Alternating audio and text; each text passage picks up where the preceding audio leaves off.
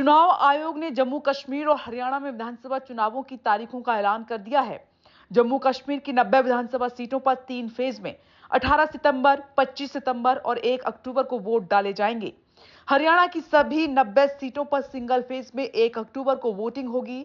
दोनों राज्यों के नतीजे 4 अक्टूबर को आएंगे। जम्मू कश्मीर में 10 साल बाद विधानसभा चुनाव होंगे। अनुच्छेद 370 हटने के बाद यह पहला विधानसभा चुनाव होगा। हरियाणा सरकार का कार्यकाल 3 नवंबर को खत्म हो रहा है। जम्मू कश्मीर की बात करें तो नई सरकार का कार्यकाल अब 6 साल की जगह 5 साल का होगा। सुप्रीम कोर्ट ने 30 सितंबर 2024 तक जम्मू कश्मीर में चुनाव कराने का आदेश दिया था। राज्य से अनुच्छेद 370 हटने के बाद यह पहला विधानसभा चुनाव होगा। केंद्र सरकार ने 5 अगस्त 2019 को आर्टिकल 370 हटाया था। इसके बाद से यहां एलजी मनोज सिन्हा प्रशासक है। चुनाव के बाद नई सरकार का कार्यकाल 6 साल की जगह 5 साल का होगा। आइए अब आपको हरियाणा का सियासी समीकरण समझाते हैं। हरियाणा में इस वक्त भाजपा की सरकार है। चुनाव तारीखों के ऐलान के बाद सभी पार्टियों ने कमर कस ली है।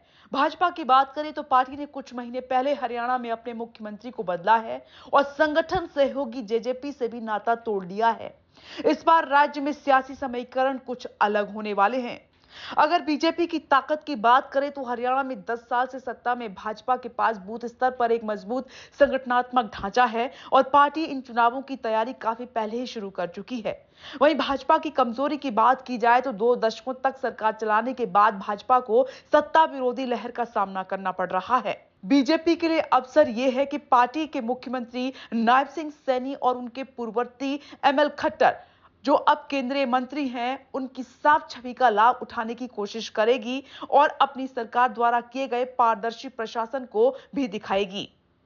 बीजेपी के लिए खतरा। बीजेपी को हाल ही में हुए लोकसभा चुनावों में 10 में से 5 सीटें जीतने वाली कांग्रेस से कड़ी चुनौती मिल रही है। इसी क्रम में कांग्रेस की बात अगर की जाए तो कांग्रेस की ताकत 2 बार मुख्यमंत्री रह चुके भूपेंद्र सिंह हुड्डा, कुमारी शैलजा और रणदीप सिंह सुरजेवाला व्यक्तिगत रूप से मतदाताओं की एक वर्ग को प्रभावित कर सकते हैं। अगर कांग्रेस की कमजोरी की बात की जाए तो भूपेंद्र सिंह हुड्डा और शैलजा के नेतृत्व में अलग-अलग गुटों वाला विभाजन, सदन प्रतिद्वंदी अभी भी कांग्रेस के सत्ता में रहने के समय से कथित घोटालों को उछाल रहे हैं, जो कि नुकसान पहुंचा सकते हैं। अगर इसी रूप में अवसर को देखें तो कांग्रेस सत्ता विरोधी लहर का फायदा उठाने में कामयाब हो सकती है। खतरा इनेलो और जेजेपी जैसी पार्टियों के बीच जाट वोटों का बंटवारा इसकी संभावनाओं को नुकसान पहुंचा सकता है। आगे बढ़ते हुए बात करें जननायक जनता पार्टी की तो ताकत जेजेपी 4.5 साल तक सरकार का हिस्सा रही, राज्य के ग्रामीण इलाकों में प्रभाव रखती है और देवीलाल की विरासत पर दावा करती है। कमजोरी भाजपा से नाता टूटने के बाद जेजेपी के लिए मुश्किलें खड़ी होंगी। खतरा इसके लिए कुछ नेता कांग्रेस और बीजेपी में जा सकते हैं। ये खतरा लगातार बना हुआ है जननायक जनता पार्टी के लिए।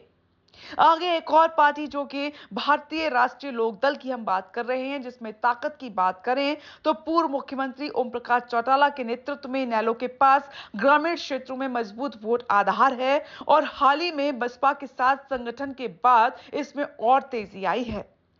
कमजोरी इससे पहले भी कई चुनाव हार का सामना करना पड़ा है और हाल ही के दिनों में पार्टी के शीर्ष नेता कांग्रेस या बीजेपी में शामिल हुए हैं। भारतीय राष्ट्रीय लोकदल के लिए अवसर इनेलो उन लोगों को लुभाएगी जो भाजपा और कांग्रेस का विकल्प तलाश रहे हैं। नई नवेली आम आदमी पार्टी की बात करें तो ताकत पार्टी दिल्ली और पंजाब में अपनी सरकारों द्वारा शुरू की गई कल्याणकारी योजनाओं पर निर्भर है। वहीं कमजोरियां आम आदमी पार्टी के लिए कि हरियाणा में पहले भी चुनाव लड़ चुकी है लेकिन चुनावी सफलता नहीं मिली। आपके लिए अवसर पार्टी खुद को भाजपा और कांग्रेस के विकल्प के तौर पर पेश कर रही है। वहीं खतरा यह है कि हरियाणा में बिना किसी संगठन के चुनाव लड़ना एक कठिन काम आम आदमी पार्टी के लिए होगा। Bureau report, India truth.